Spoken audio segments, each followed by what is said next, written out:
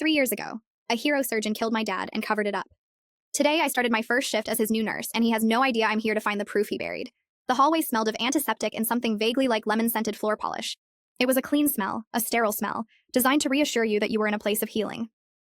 But to me, it was the smell of a tomb. I walked past the nurse's station, my new scrubs crisp and unfamiliar, my face set in a mask of calm professionalism I didn't feel. 3 years, 1,095 days. Every single one was for this moment. The head nurse, a woman with a tired but kind face, led me toward the surgical ward. "Dr. Finch is just finishing up his morning rounds," she said, her voice full of a reverence that made my stomach clench.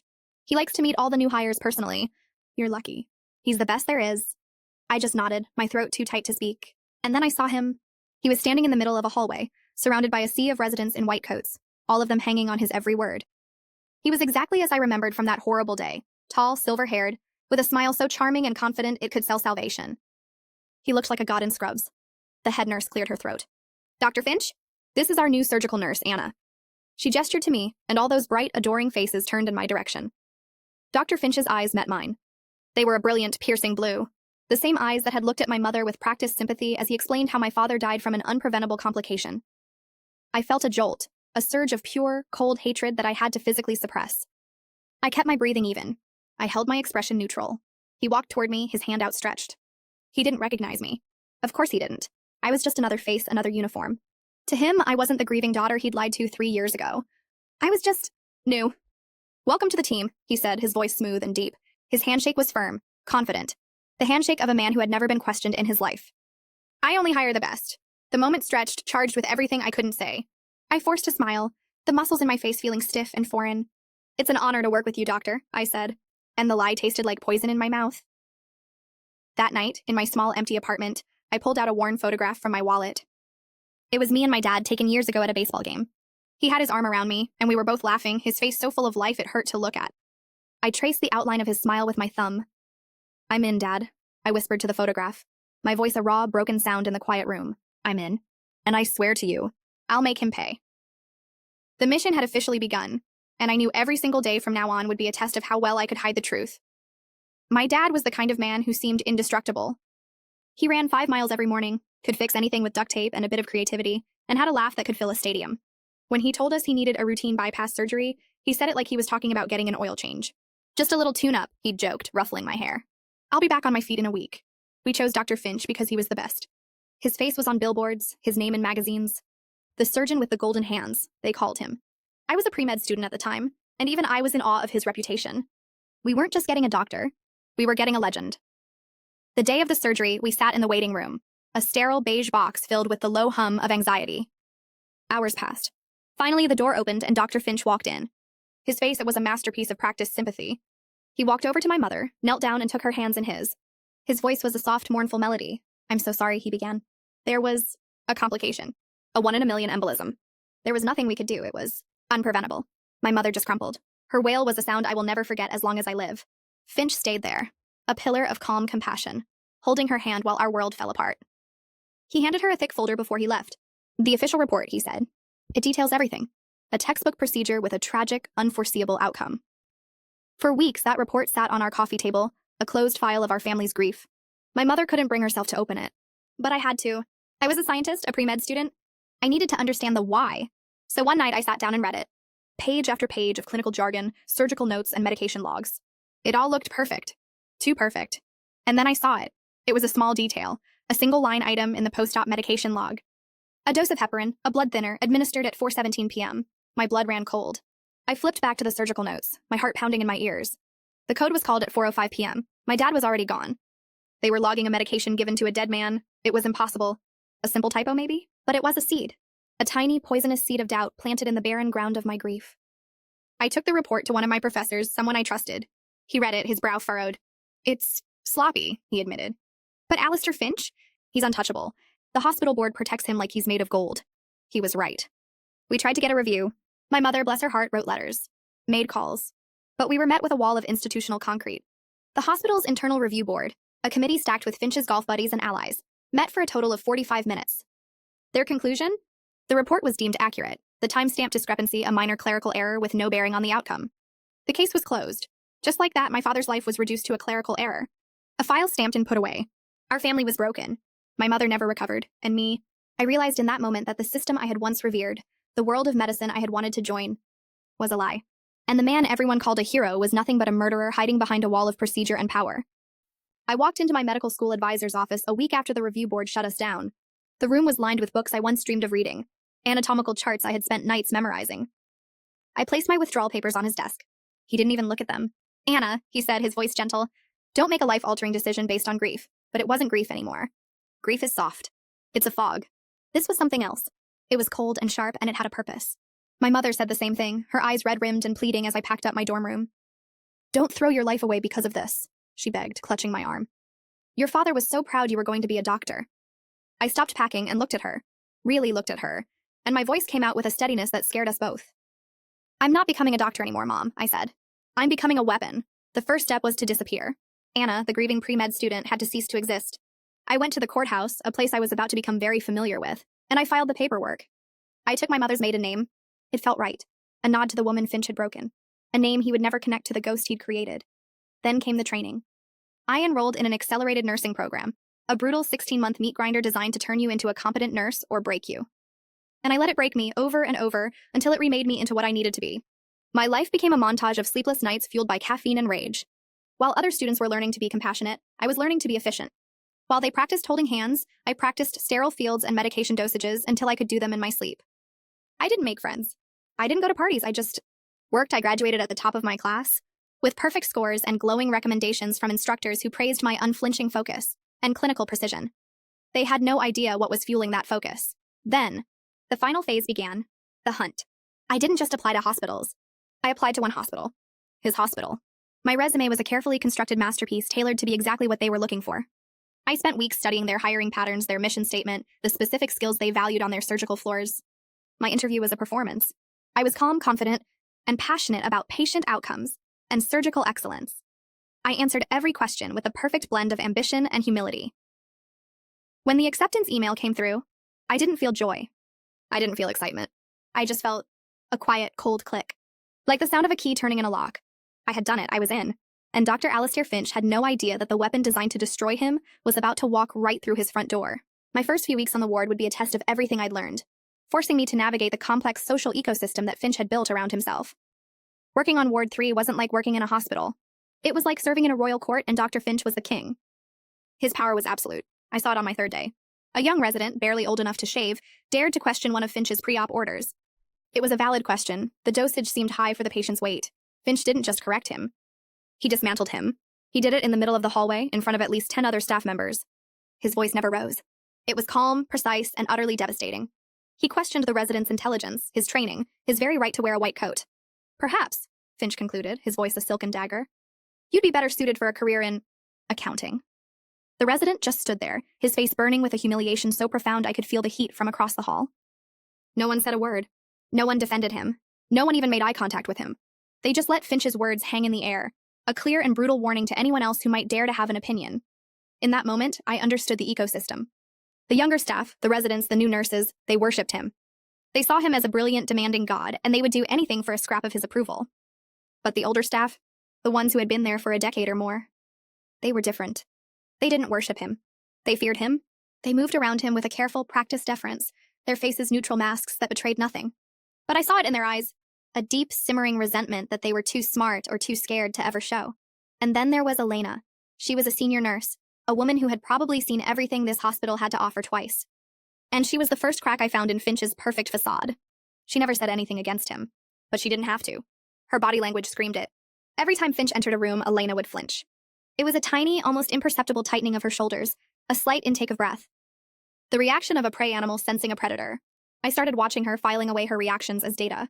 She became my primary person of interest. I kept my head down and just worked. I was ruthlessly efficient. My charts were perfect. My patients were cared for with a precision that bordered on robotic. I didn't engage in gossip. I didn't complain. I just did my job, and I did it better than anyone else. And Finch noticed. It started with a nod. A small, almost imperceptible gesture of approval as he reviewed a chart I'd prepared. Then, a week later, he stopped me in the hallway.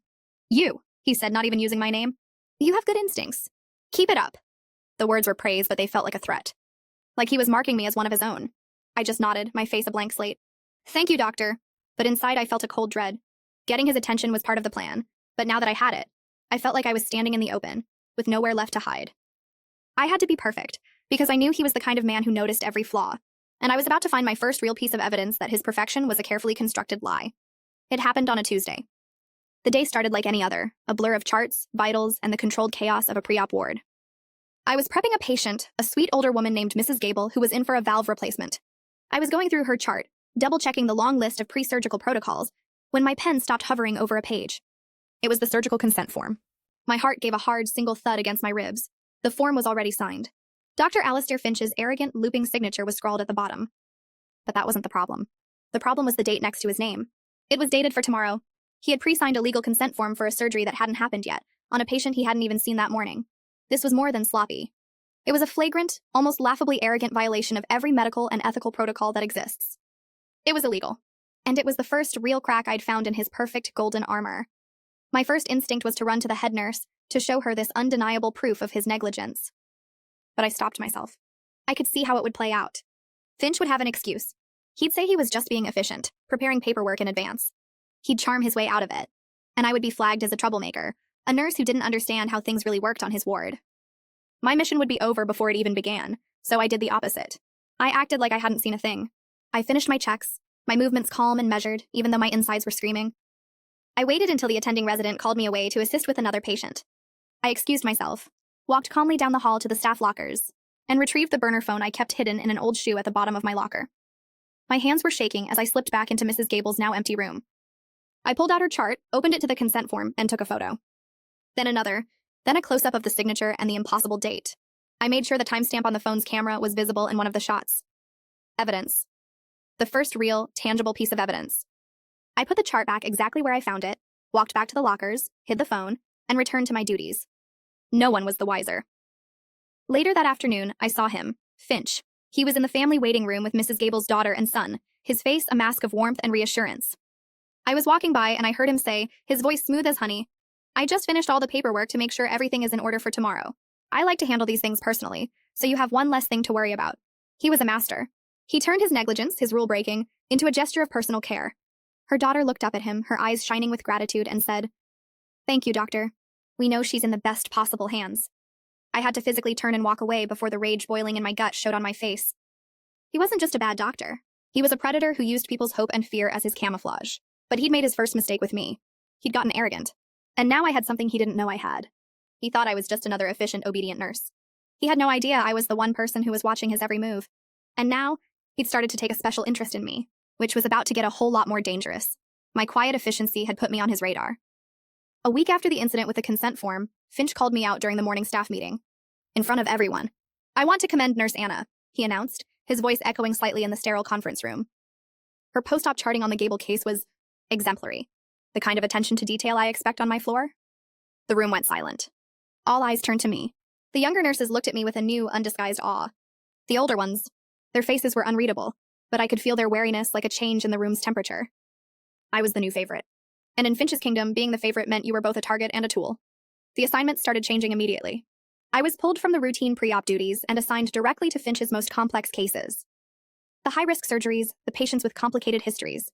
It was a terrifying promotion. Suddenly, I had access. I was handling his personal surgical notes, prepping his instruments, reviewing his post-op reports before they were officially filed. I started a new log on my burner phone, a secret file hidden inside a fake calculator app. Every night after my shift, I would sit in my car in the hospital parking garage and document the day. I cross-referenced everything. His handwritten notes versus the final digital report. The time he said he finished a procedure versus the time logged by the anesthesiologist. I started to see the pattern. Small discrepancies everywhere. A few minutes shaved off a surgical time here, a minor post-op complication omitted there. Nothing big enough to be a smoking gun, but together, it was a portrait of a man who curated reality, who smoothed over any detail that might tarnish his perfect record. The pressure was immense. I was living a double life, playing the part of the devoted, ambitious nurse while secretly being the architect of his downfall. The other nurses started treating me differently. Some were resentful, giving me the cold shoulder in the break room. Others were too friendly, trying to get close to the person who had the king's ear. I trusted no one. I ate my lunch alone. I kept my conversations short and professional. One night, I was working a late shift, the ward quiet and humming with the low beep of monitors. I was at the nurse's station, poring over the chart of a patient from one of Finch's surgeries that afternoon. There was a notation about blood loss that seemed low. Implausibly low, given the complexity of the procedure. I was so focused I didn't hear him walk up behind me. Burning the midnight oil, Nurse Anna? I jumped, my heart leaping into my throat.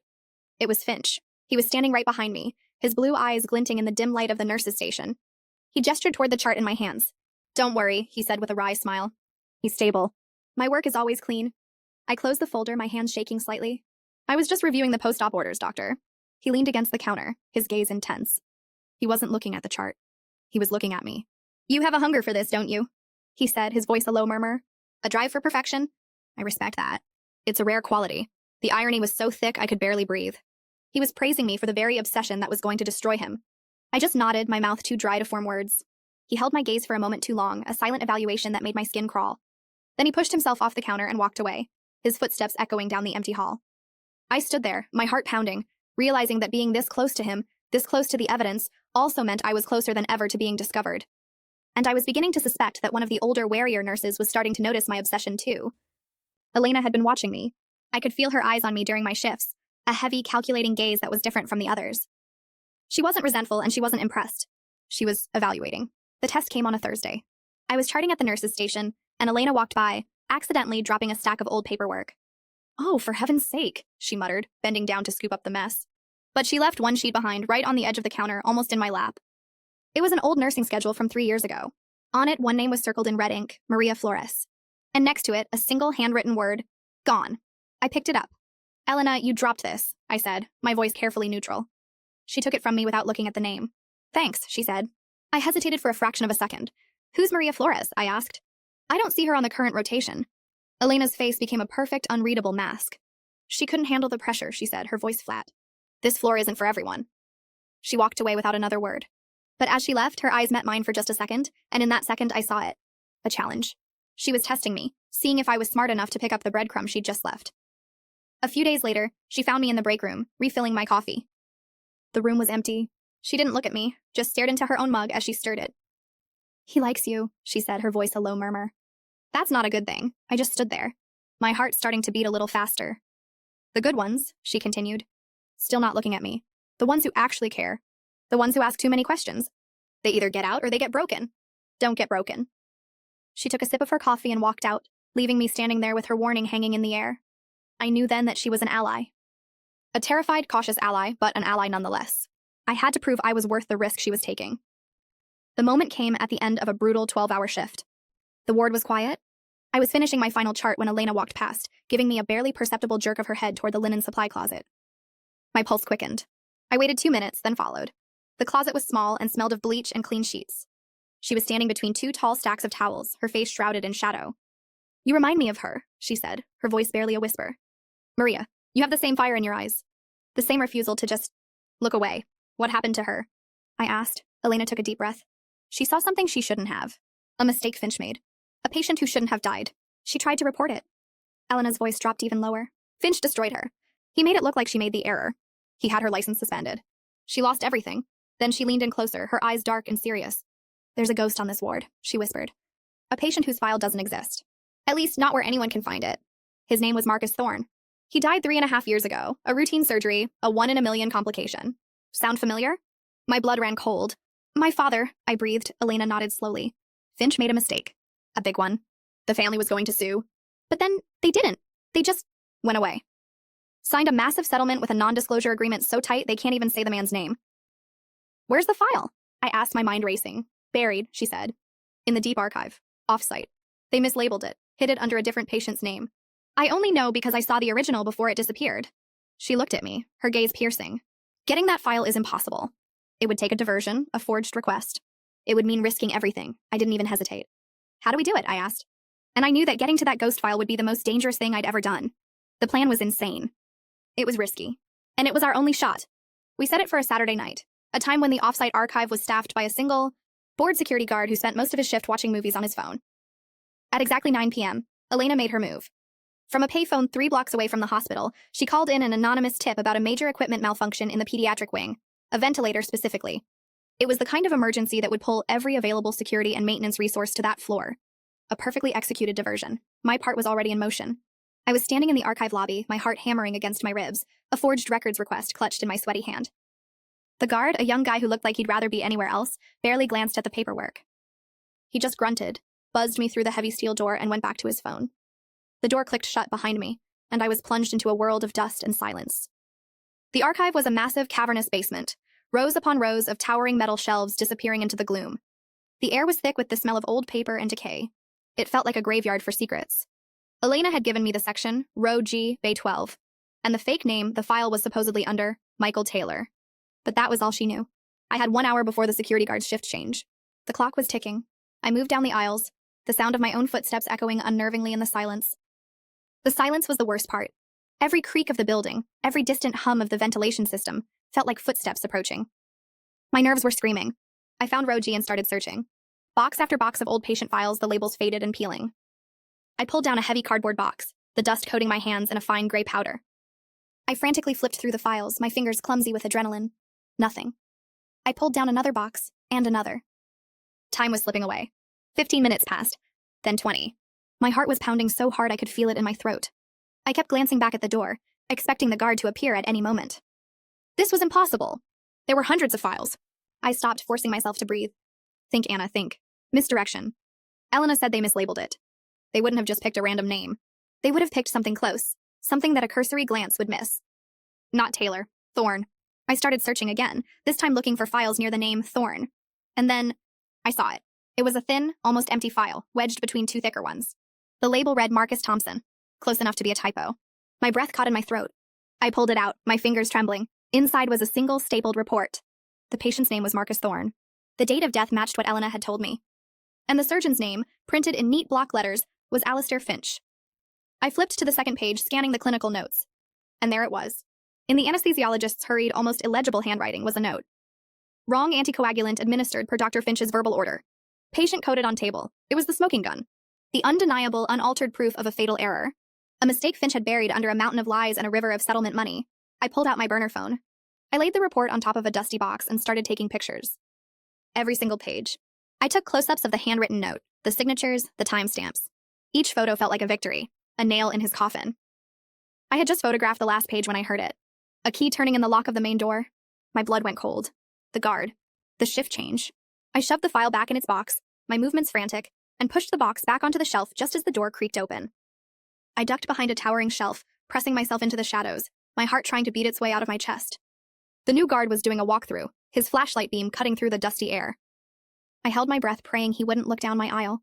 The beam swept past and I heard his footsteps recede. He was gone. I waited 5 agonizing minutes before I moved. I slipped out of the archive, my body shaking with leftover adrenaline, but clutched in my hand was the phone that held the key to his destruction. And I knew exactly where I was going to use it. The email arrived in my inbox 2 weeks after the archive heist. It was a hospital-wide announcement, shimmering with corporate pride. The subject line read, "Celebrating a Decade of Miracles." My eyes scanned the text, and a slow, cold smile spread across my face. Dr. Alistair Finch had been named Surgeon of the Decade, and he would be accepting his award and delivering the keynote address at the annual Miracle Makers fundraising gala. The title of his speech? A Commitment to Truth. The universe, it seemed, had a flair for irony. This wasn't just an opportunity, it was a gift.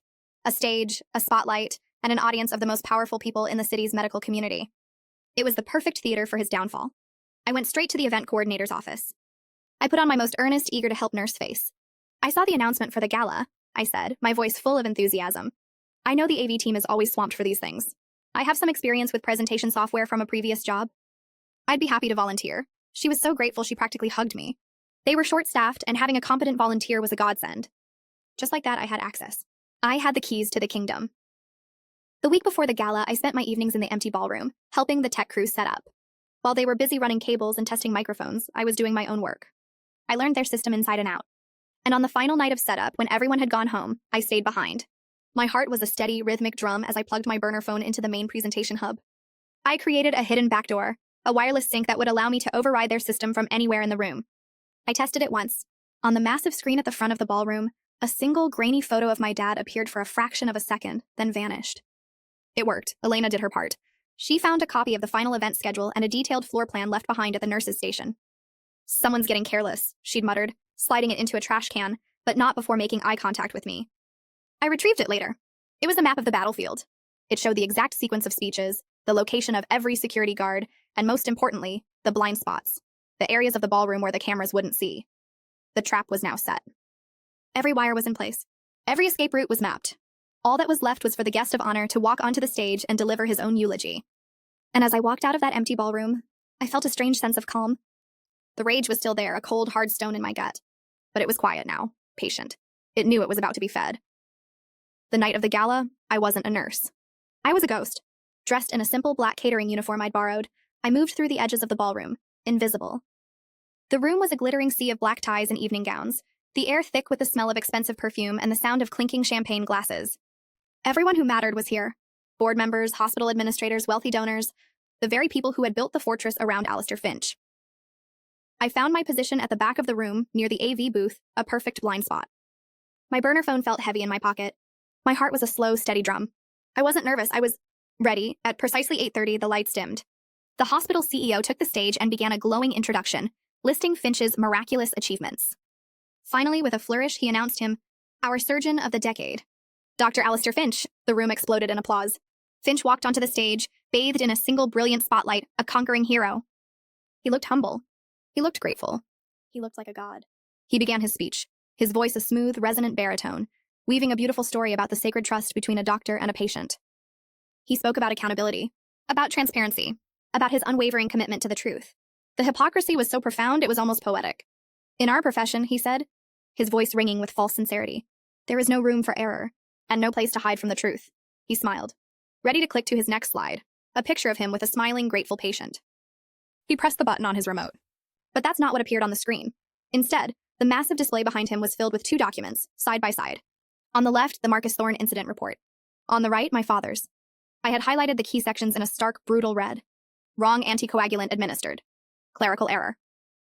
The lie and the truth displayed for all to see. A confused murmur rippled through the audience. Finch froze, his smile faltering. He stared at the screen, his mind clearly struggling to process what was happening. He fumbled with the remote, clicking it again, but he was no longer in control. I was. From the back of the room, I swiped my phone. The documents vanished, replaced by a single audio wave. Then his voice filled the ballroom, not the smooth, confident tone from the stage, but a harsh, menacing whisper. It was the recording I'd secretly made 2 weeks ago, of him pressuring a terrified young doctor to alter a post-op log. The report needs to reflect the outcome we intended, his recorded voice snarled. Are we clear? Gasps erupted from the audience. Board members were on their feet, staring at the stage in horror. Finch's face had gone a chalky white. He looked like a statue. I swiped again. The photo of the pre-signed consent form filled the screen, his arrogant signature and the impossible future date clear as day. The final nail, then one last slide. It was the photo from my wallet. My dad at the baseball game, laughing, his face full of life. And beneath it, 5 simple words. His name was David, and he deserved the truth. I let the image hang there in the deafening silence. Finch just stood in the spotlight, exposed, his perfect world shattered into a million pieces. He opened his mouth, but no words came out. The god had fallen. And as the first shouts of outrage began to echo through the ballroom, I quietly slipped out the service door, my mission finally complete. I didn't stick around to watch the fallout. I was in my car and halfway home before the first police cars started arriving at the hotel. I didn't need to see it. I could picture it perfectly. The chaos, the frantic questions, the crumbling of a king's reputation in real time. The next day, it was all over the news. Dr. Alistair Finch, suspended. A massive internal investigation launched. The hospital board, the same men who had protected him for years, were now tripping over themselves to condemn him, to distance themselves from the monster they had created. I wrote my resignation letter that morning. It was short and professional. I just said I was leaving to pursue other opportunities. I dropped it on the head nurse's desk before my shift was even supposed to start, and I walked out of that hospital without looking back. The media storm was even bigger than I had imagined. My phone rang constantly with reporters wanting the inside story of the nurse who took down a god. But I never answered. I changed my number. Elena and a few of the other older nurses who knew the truth protected my identity fiercely, refusing to give my name to anyone. To the world, I was just an anonymous whistleblower, a ghost in the system who had appeared, delivered justice, and then vanished. And that was exactly how I wanted it. Finch's downfall was swift and total. The investigation uncovered not just my father's case and the Marcus Thorne file, but a dozen other instances of altered records and buried mistakes. He was stripped of his medical license within 3 months. The criminal charges came a month after that. Manslaughter, fraud, obstruction of justice. His perfect life, his beautiful legacy, all of it was reduced to a rap sheet. I didn't follow the trial. I didn't need to. My part was done. Months later, on a cool, quiet autumn morning, I drove with my mother to the cemetery. The leaves on the trees were turning brilliant shades of orange and red. We stood in front of my father's grave, the granite stone cool to the touch. It had been a long time since we had visited together. For years, this place had been a monument to our pain, to the injustice that had shattered our family. But today it felt different. I knelt down and placed a single fresh flower, a bright yellow sunflower, his favorite, at the base of the stone. My mother stood beside me, her hand on my shoulder. "We got him, Dad," I whispered, the words carried away by the gentle breeze. "We got him." I stood up, and for the first time I felt the heavy, suffocating weight of the past 3 years begin to lift. The anger, the rage, the all-consuming need for revenge. It was gone. In its place there was just quiet. A quiet peace. My mother squeezed my shoulder. "What now?" she asked. I looked at the headstone one last time, at my father's name carved into the stone. Then I turned and started walking away, back toward the car, back toward my life. "Now," I said, a small, real smile touching my lips for the first time in a long time. "Now I just get to be a nurse." Vindication is a powerful motivator, but what happens after the fight is over? This was Anna's story of finding justice. If you've ever had to fight a battle that everyone told you was impossible, we want to hear about it in the comments. Your story matters. And if you believe in the power of truth, hit that like button and subscribe to Reddit Unpacked for more stories of justice served.